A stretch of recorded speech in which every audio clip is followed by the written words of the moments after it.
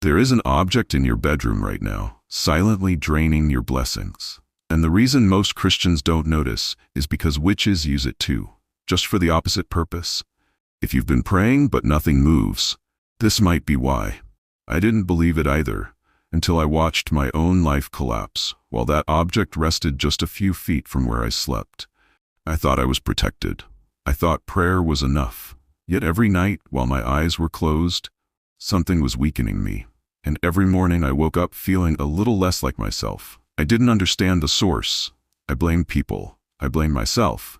I blamed God. But the real cause was closer than my own thoughts, closer than the door, closer than the window. It was right beside me, pretending to be harmless. And I used it too, back when I walked in darkness. Back when I believed power came from anywhere. As long as it worked. You'll want to throw it away the moment you recognize it. But before I reveal the object, you need to understand why it works. Because without that, you might replace it with something even worse. I can't tell you everything at once.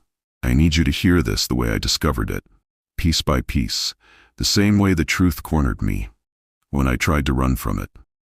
So if your prayers have felt unanswered, if your sleep has felt heavy, if your dreams have turned strange, and your faith feels like it's slipping through your fingers, stay with me. I'm about to reveal what I once hid from myself, and what many still hide from you. I'm not talking about candles, not dream catchers, not crystals. Silence. A slow pause, almost like the next words are difficult to admit. This item looks harmless, even innocent. But spiritually, it works like an open window, a spiritual landing pad. And almost every believer has it and sleeps beside it. I used to place it right by my head, thinking it was just normal, something everybody owned. Meanwhile, I was waking up more exhausted than when I went to sleep, like something had taken a piece of me while I rested.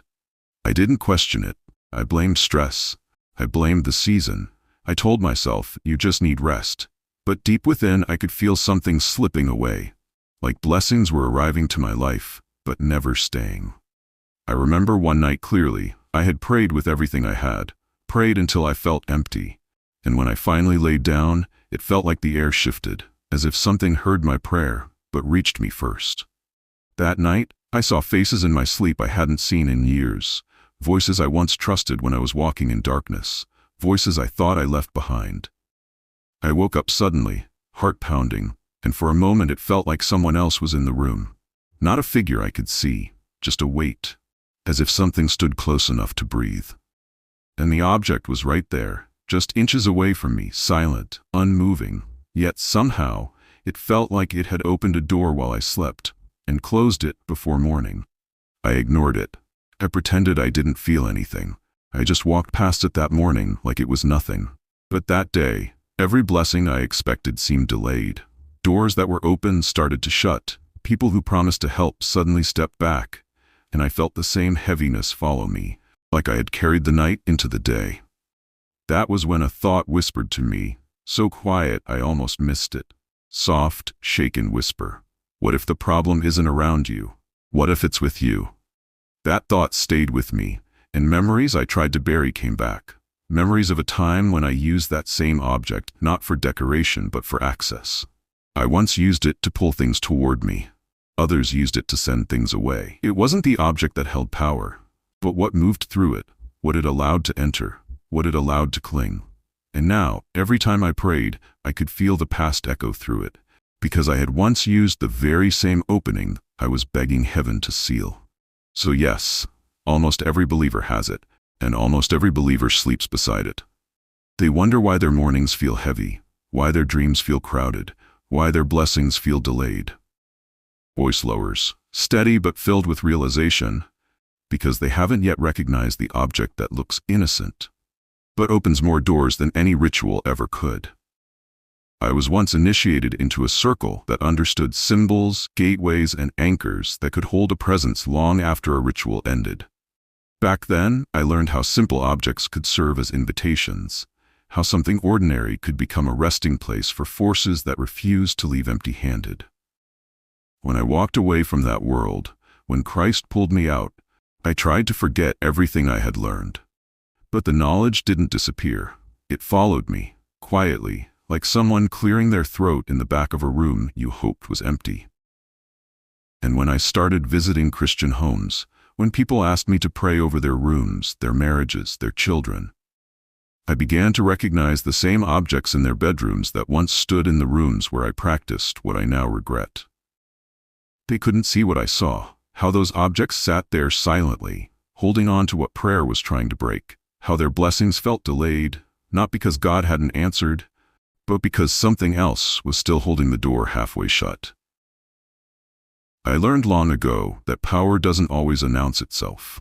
It waits, it settles, it attaches, and the most effective tools are the ones that look innocent enough for you to sleep beside without question. The first time I recognized it, I didn't even touch it. I just stepped into the room, and my knees felt weak, as if something had drained strength straight from my bones. I tried to speak, but my voice felt trapped in my chest, and all I could manage was a whisper. I left that house wondering how such a small object could hold so much weight. The second time, it was in the home of a woman who prayed every midnight without fail. Her voice shook the walls, her worship filled the house, yet her life felt frozen in place. She said, "I pray and pray, but when morning comes, everything feels the same." I sat in her room and listened, and there it was again, sitting quietly, as if it had been listening to her prayers too, catching them before they reached the place they were meant to go. The third time, it was in a pastor's room. A man respected, a man prayed for, a man many looked up to. I walked in expecting peace, but I felt something press against my chest, like invisible hands holding me back. And there it hung, right above his bed, perfectly placed, untouched for years, not a decoration, a reminder of something he never intended to invite, but never removed either. I remember staring at it, fighting the urge to reach out and take it down myself, but I couldn't. Because back then, I wasn't sure if removing it without preparation would make things better or make something angry. And tonight, someone watching this, right now, has that same item. They've prayed, they've fasted, they've cried into their pillow at night, wondering why peace feels temporary and breakthroughs feel late. They feel spiritually heavy, even though they've done everything they were taught. You think you need more prayer, but what if your prayers are already working, and something is catching the answers before they reach you? You think it's your endurance being tested, but what if something is quietly feeding on what was meant to strengthen you? You think you need to shout louder, worship harder, wake up earlier, voice lowers, steady, sincere. But what if the issue isn't how you pray? What if the issue is what's sharing the room where you sleep, breath held, audience pulled into the quiet? Before I reveal what it is, I need to tell you how it works, because once you understand that, you'll never look at it the same again. She prayed, she fasted, she poured oil on every doorway of her home, yet month after month, nothing shifted. Every time she felt close to a breakthrough, something slipped away again. 1 step forward, 3 steps back. People told her to be patient, but patience felt like a cage when everything inside her was begging for change. She believed God heard her, truly, but deep inside she felt overlooked, like her prayers were returning unopened. And that is one of the hardest places to be spiritually, when you trust God, cry out to God, cling to God, yet feel unseen by the heaven you call to. One night, after soaking her pillow with tears, she whispered into the darkness, "God, if there's something blocking me, show me. Even if it hurts, show me." Those words, that surrender, became the beginning of her turning point. She invited me to pray with her. I walked through her home, listening, sensing, remembering what I once knew too well. When I stepped into her bedroom, I expected calm. Worship music was playing, verses were framed on the walls. But the air carried a pressure I hadn't felt since the days I stood in circles I should have never joined. It was familiar, too familiar. I walked slowly, letting silence speak. Then I felt it, near her mirror. An object most people would never question. I didn't need to touch it. The atmosphere around it said enough. The same weight I once felt during rituals, during moments I now regret, rested in that spot. She stared at the object, eyes trembling, because she suddenly felt it too. A presence she had ignored for years simply because it never announced itself. We didn't shout. We didn't argue with the air. We just removed the invitation, The open door she never realized was part of the problem. That night, she finally rested. Not the kind of sleep where you wake up exhausted with memories of being chased in dreams, but deep rest, stillness, peace. For the first time in years, she dreamt without shadows following her. She woke up lighter. Not healed from everything, but freed from something. And if you're still watching, comment, "I'm listening." It tells me you're ready for what comes next. But her transformation wasn't the strongest one. It was only the first sign that something deeper was happening. The next story, the next room I walked into, is the one that confirmed everything, even for me. He prayed for others every day, his congregation, his family, friends, even strangers, yet nothing in his own life seemed to move. Opportunities stalled, relationships strained, decisions felt heavy, and the more he poured out, the less he seemed to receive. He was a pastor, a man of faith, but his own path felt stuck in silence. At night, he questioned everything privately. He wondered if he was failing God, failing his calling. He didn't voice it to anyone, but the doubt gnawed at him. It was one of the loneliest spiritual places a person can inhabit, feeling called yet feeling powerless. One evening, exhausted and frustrated, he whispered into the darkness, "Lord, why can I help others, but not myself?" His voice cracked, not in pride, but in desperation. When I came to pray with him, I sensed immediately that something wasn't right. The room felt heavy, almost expectant. My eyes moved to the headboard, and there it was. Something most people call decorative. It looked innocent enough, but its shape, its placement, I recognized it instantly. In the circles I once knew, that shape signified ownership, control, the doorway left open. I didn't have to explain, I simply reached up and removed it from above the bed. The air shifted immediately, not violently, not dramatically, but noticeably. The weight lifted, the room felt lighter, freer, his shoulders relaxed, his breathing changed. That night, he slept differently. Not just rest, clarity entered his mind. Dreams were sharper, decisions became easier, and by morning the fire that had driven him to help others returned to himself. Breakthroughs he had longed for months began to take shape in his life. Not because of magic, but because the invitation had been closed. If this is confirming something in your spirit, type "I receive," because the next part reveals why these objects are everywhere, even in Paul.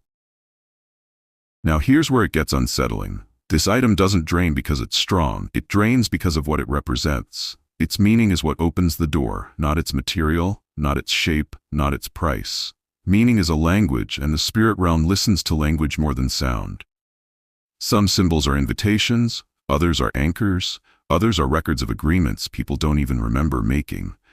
But this item, this one, it reflects. It doesn't shout, it doesn't glow, it doesn't move, it simply reflects. And in reflection, it holds on to things that should have been released.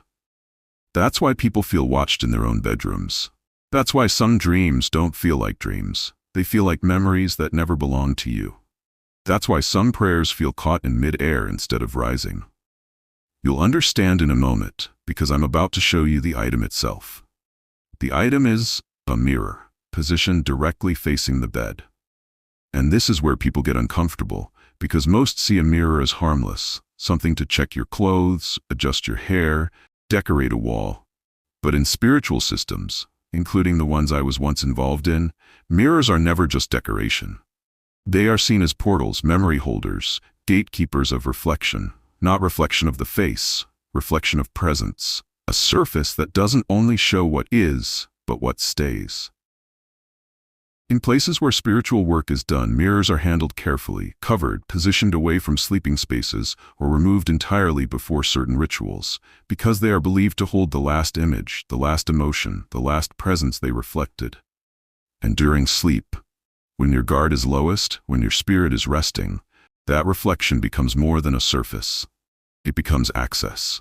Not because the mirror has power by itself, but because the meaning attached to it gives permission. That's why people with mirrors across from their beds often wake up tired, feel watched, dream of places they've never been, see shadows that disappear when the light turns on, or struggle to rest even when they're exhausted. No shouting, no theatrics, no superstition, just understanding what many spiritual systems already believe: what reflects also retains. And once I learned that, Truly learned it. I never slept with a mirror facing my bed again. In witchcraft, mirrors are positioned to catch and hold energy, not to decorate, but to collect what passes through a room. They're treated like containers, not ornaments. In some cultures, when someone dies, mirrors are covered immediately, not out of fear, but out of respect, because people believe a departing soul shouldn't see itself, nor should anything lingering have a surface to remain on.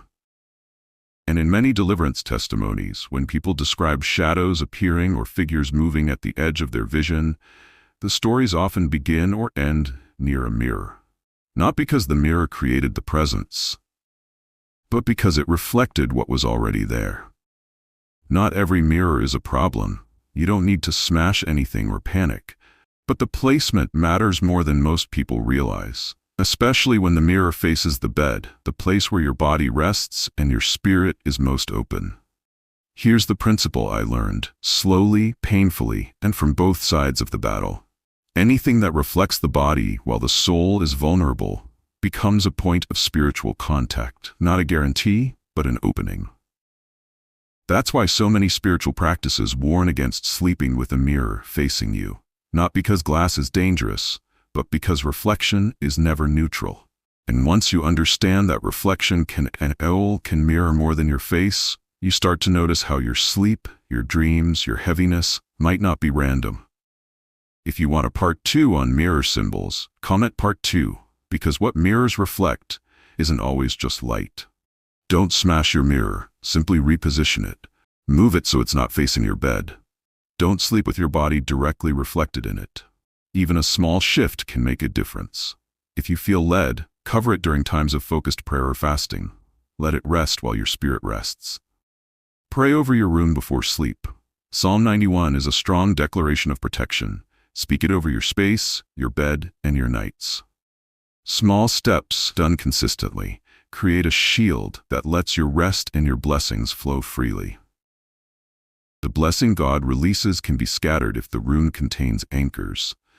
Not because God is weak, but because openings you don't recognize can interfere with what was meant to reach you. You don't need fear, you need awareness. Awareness gives you authority. Authority gives you peace. And when the door is finally closed, when the opening is sealed and the invitation removed, what once drained you can no longer watch you, follow you, or feed on what was meant to strengthen you.